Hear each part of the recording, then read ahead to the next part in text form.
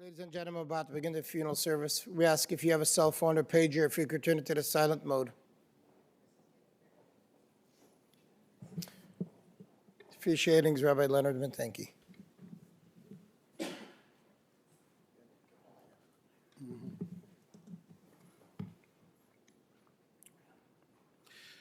Mizmor LeDavid, Adonai ro'i lo echsar, binodeshi yarbitzeni al mei menuchot yinahaleni, nafshi yeshovev yancheni b'maglei tzedek leman shemo, gam ki elech begeit al mavet lo irara ki ata imadi, shiftecha umishantecha, hema yinachamuni, taroch lefanai shulchan neged tzorarai, deshanta vashemen roshi kosi revayam, Ach tov v'chesed yerdufuni kol yemei chayai, v'shavti b'veit Adonai liorech yamim.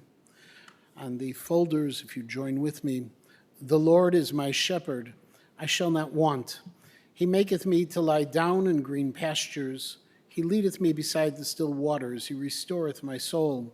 He leadeth me in the paths of righteousness for his name's sake. Yea, though I walk through the valley of the shadow of death, I will fear no evil, for thou art with me. Thy rod and thy staff, they comfort me.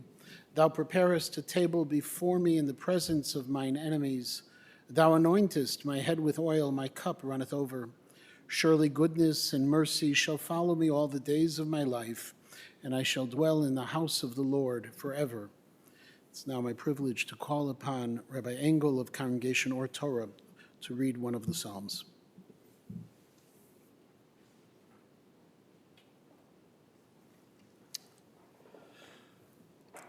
אשרי האיש אשר לא הלך בעצת רשעים, ובדרך החטאים לא עמד, ובמושב לצים לא ישב. כי אם בתורת אדוני חפצו, ובתורתו יגע יומם ולילה, והיה כעץ שתול על פלגי מים, אשר פריו ייתן בעיתו, ועליהו לא ייבול, וכל אשר יעשה יצליח. לא כן הרשעים, כי אם כמוץ אשר תדפנו רוח. על כן לא יקומו רשעים במשפט, וחטאים בעדת צדיקים, כי יודע אדוני דרך צדיקים, ודרך רשעים תאבד. Happy is the one who does not walk in the counsel of the wicked, who does not stand on the path of the sinners, who does not sit among jeering cynics.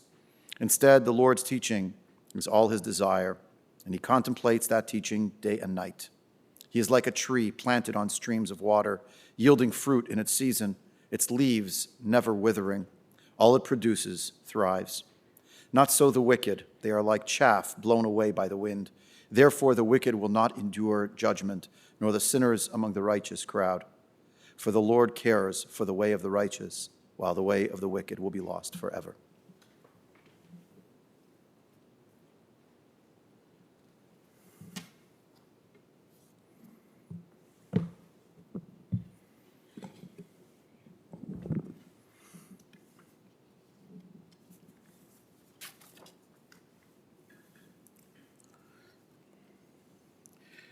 Today is the 10th day of the month of Av, the day after the fast of Tisha B'Av, the day we mourned and remembered the destruction of the temple in Jerusalem.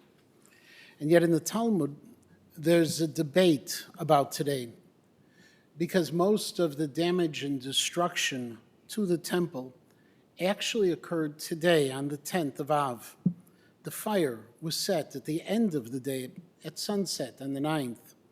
And as a result, in the Talmud, some of the rabbis suggested fasting for 2 days, while others suggested that the fast should be observed on the 10th, today. In the end, the decision was Tchilat Puranita Adifa. The beginning of the destruction takes precedence, and therefore yesterday and not today was the fast. Today, we have gathered to remember the life and mourn the passing of a very special man, a husband, father, and grandfather, a man who rose from the humblest of beginnings to become a most successful father and businessman, a man who was as brilliant as he was beloved, George Alt, Asher ben Tzvi of blessed memory. And while tragically George's memory began failing more than 15 years ago. Last night, as I sat with his family, it's impossible to say Tchilat Puranita Adifa, that we should have begun mourning from the beginning of those final years. Because as I heard over and over again, his family was always with him. And therefore, the stories they told were not limited only to the years before, but also moments in most recent years when, because of their care, because of their love, because of their presence, he was still present for them. It was evident last night at the most intense of personal moments in their final goodbye to this man who they loved so, that he was still so much a part of their lives until the final moments of life. And therefore, for the Alt and Lichterman and Miller families, it was not Tchilat Puranita Adifa, but Sof Puranita Adifa.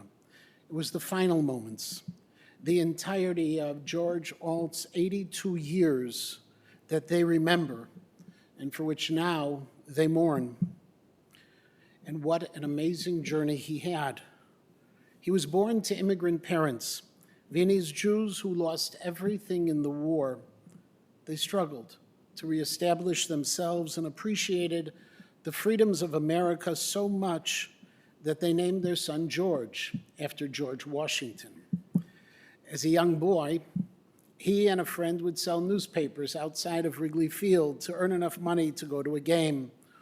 All the while, he was succeeding in school at Senn High School and then at U of I at Navy Pier, imagining most likely that he'd be a chemist like his father.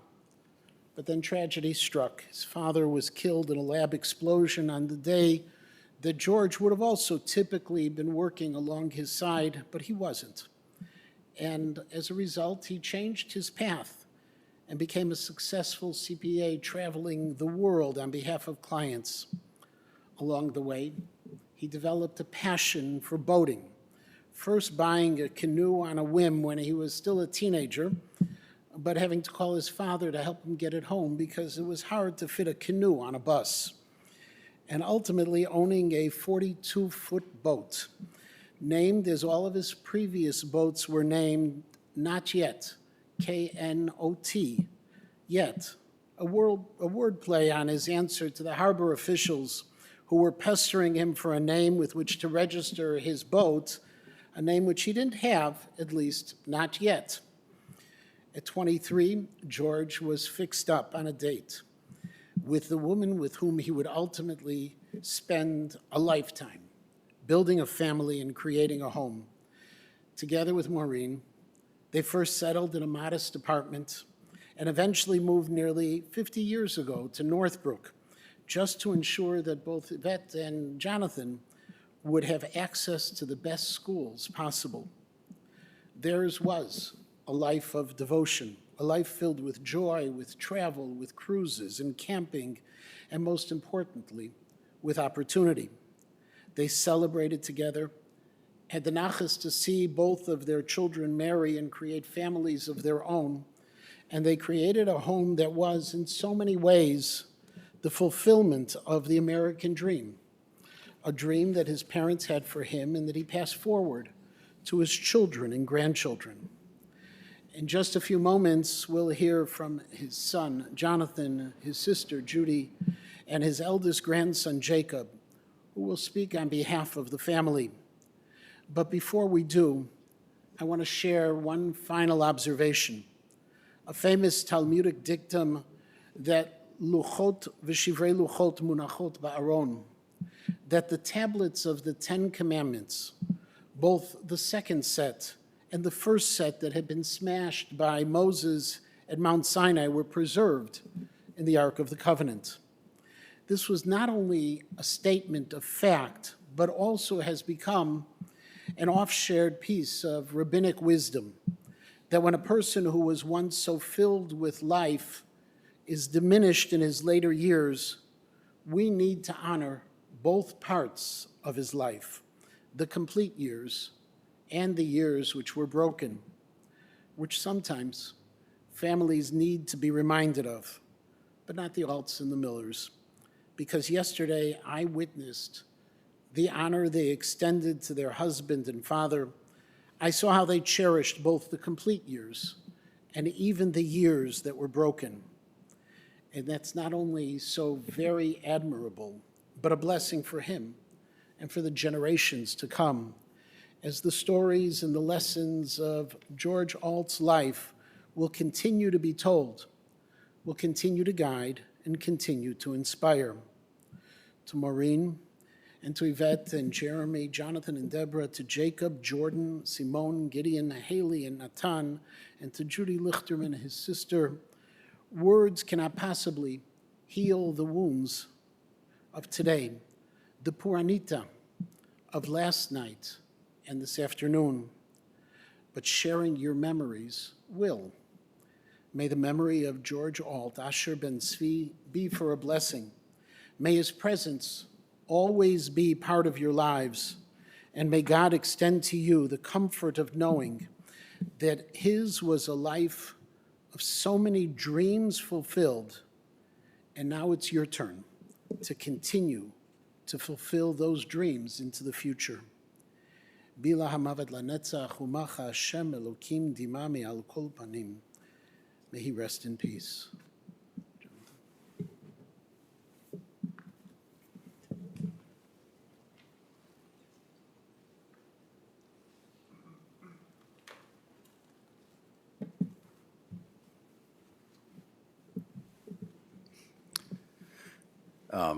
It's very difficult to summarize your father's life when you only had 20 hours to prepare.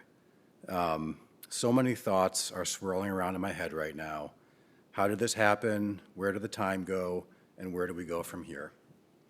I think the most important question for today is, who is George Alt? The answer depends on who you ask. For many in this room or watching online, my dad was a friend, always available to spend time or lend a helping hand. This was usually at Diversey Harbor, where he spent so much time, it's amazing his shoes didn't have barnacles. For others, he was a trusted advisor to their business. My dad was a CPA with the same accounting firm for his entire career. He had many clients who depended on his sensible advice based on years of experience, excellent insights, and countless hours of dedicated support to help them be successful. His clients took them around the world to various locations, and my dad loved every second of it. He prided himself on being that invaluable person that they had come to rely on. As a son and a brother, my dad was second to none. He grew up in Chicago with two hardworking parents from Vienna who were lucky to have escaped at the very beginning of World War II, and his sister, Judy, my aunt. He tragically lost his father, Henry, when he was only 18. My dad worked with his dad at the lab in Chicago. One day, my dad couldn't make it to work, and that's the day an accidental explosion took his father from him.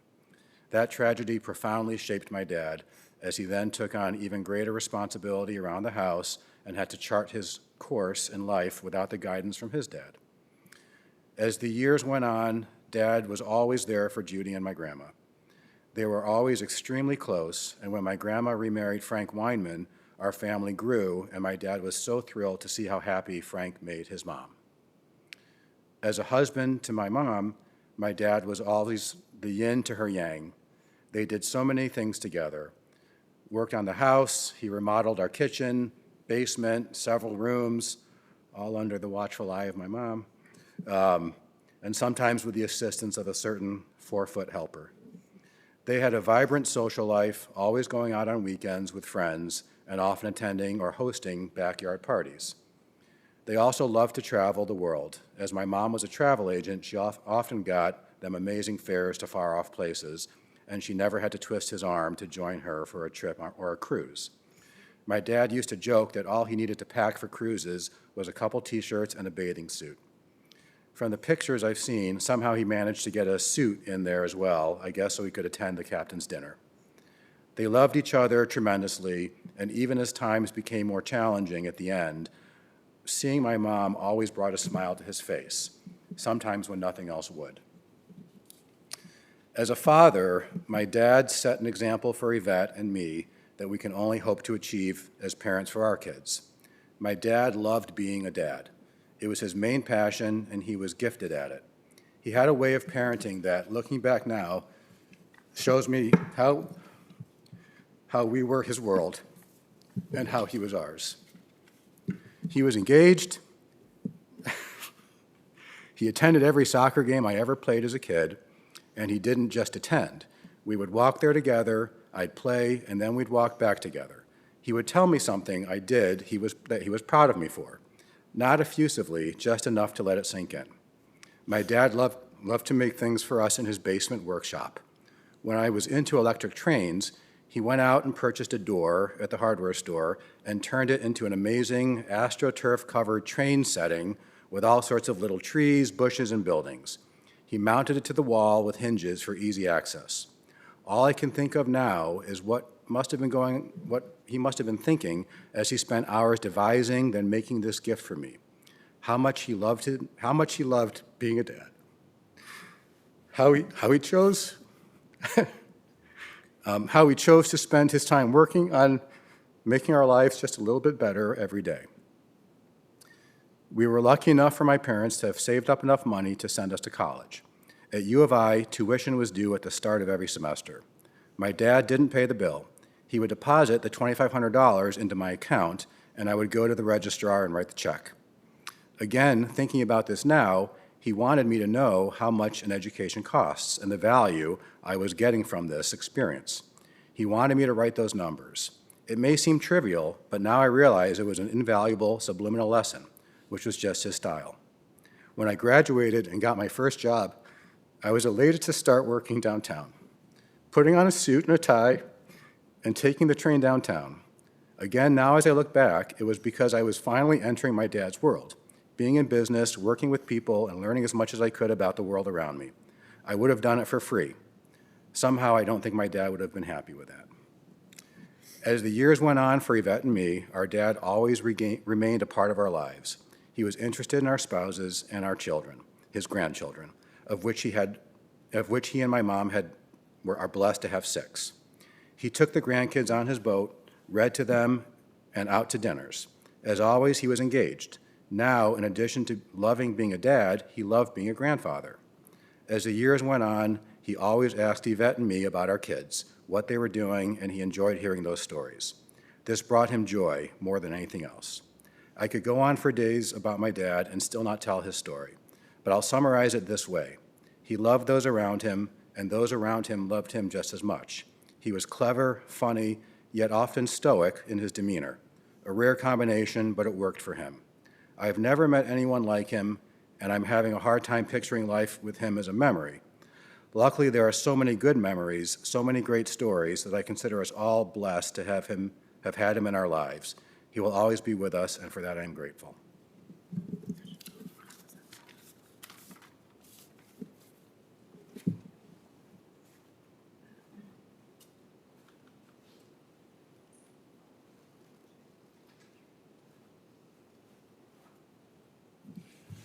Hi, for those of you who don't know, I'm George's sister. And I wanted to read something I did not write, my husband wrote, he couldn't be here today. So I'll try to do it. My friend George was a great guy and an awesome brother-in-law. When I first met him, he was friendly and accepting of me, his sister's boyfriend. Back then, he occupied a little bedroom across from the living room where Judy and I sat, ostensibly, watching TV. He never came out, which was nice because we were most likely making out on the sofa. After we were married, Judy was with me in Colorado Springs. It was the first winter and the Chicago area was hit with a major storm. George told us that he was slogging his way through the heavy snow and tripped over something that he said was the top of a taxi cab. When we came back to live in Chicago, in the Chicago suburbs, George met this very cute young woman who was from England and working locally at SAS, I think. And it was SAS, right? He was always a lucky guy. He was a kind, giving, helpful, and loving brother, brother-in-law, husband, father, grandfather, and may I add, a great CPA. I miss him. Rest in peace, my friend.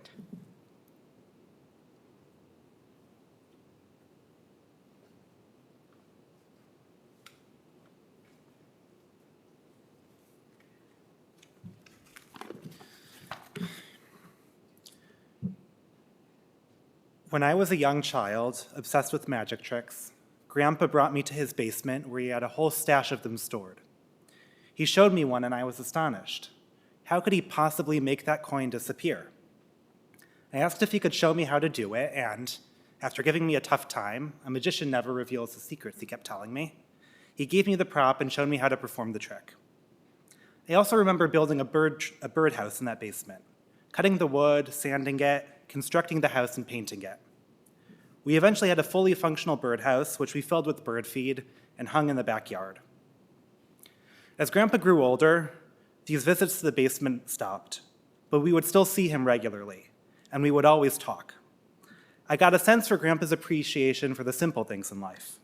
He was always rooting for the Cubs, and he had a big passion for boating. He also loved ice cream. Besides introducing me to the food when I was only 2 years old, whenever Grandma would remove the coveted dessert from the freezer, he would sing, "I scream, you scream, we all scream for ice cream."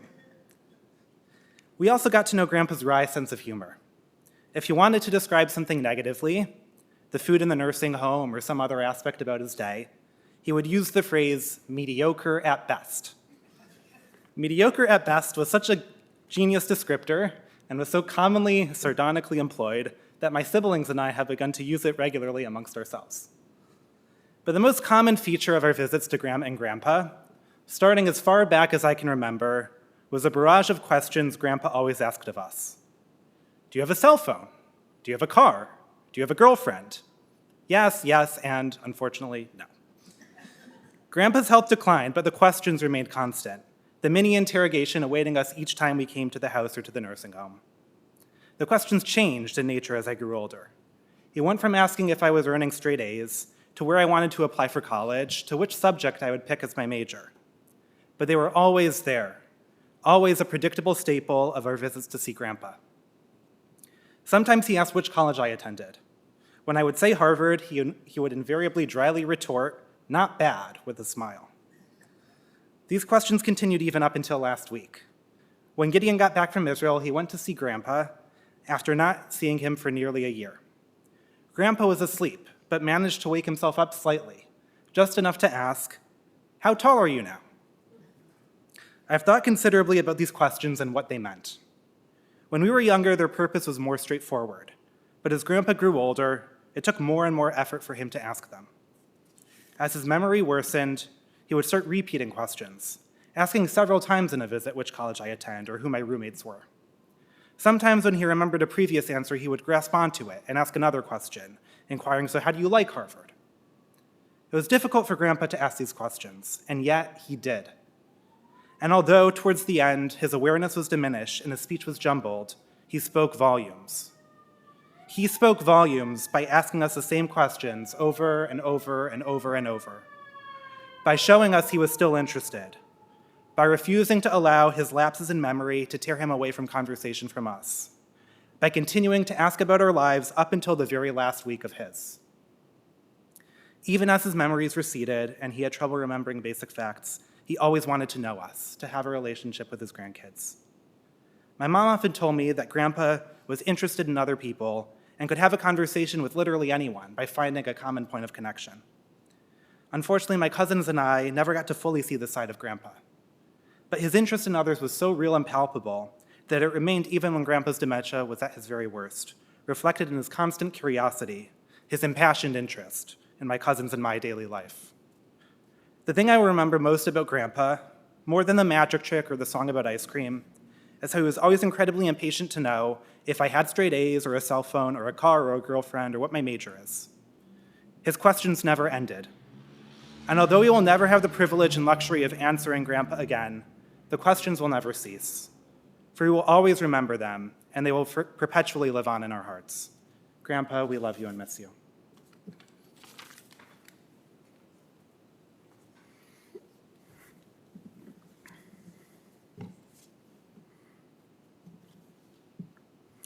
Please rise for the memorial prayer.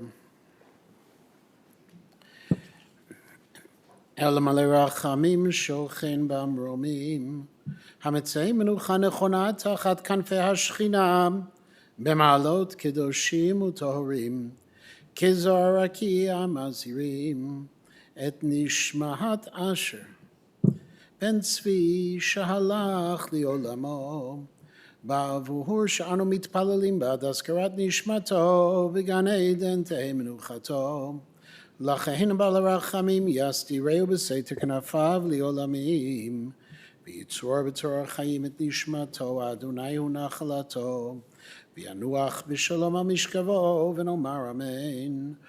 O God, full of compassion, thou who dwellest on high, grant perfect rest beneath the sheltering wings of thy presence among the holy and pure, who shine as the brightness of the firmament unto the soul of George Alt, who is gone unto eternity. Lord of mercy, bring him under the cover of thy wings, and let his soul be bound in the bond of eternal life, be God's possession, and may his repose be in peace. And let us all say, Amen. Please be seated.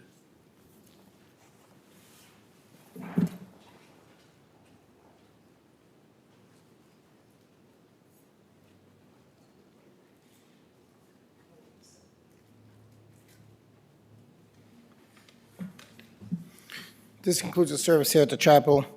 The interment will take place at Shalom Memorial Park in Arlington Heights. For those who will be driving to the cemetery, we'll be lining up right in front of the chapel.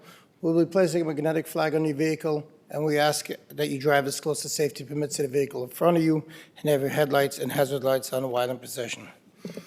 The family will be sitting shiva at the Miller residence. There are times the family is going to be seeing people. That time is on the service folder that you received when you arrived to the funeral, or on the website that you joined the Zoom link. If we can all rise and have all the grandsons and son-in-laws come forward and act as pallbearers. We can rise. We'll have everybody come forward. And we'll go to the vehicles, and once the casket has left the chapel, we'll ask everybody to go to their vehicles, and we'll be going to the cemetery.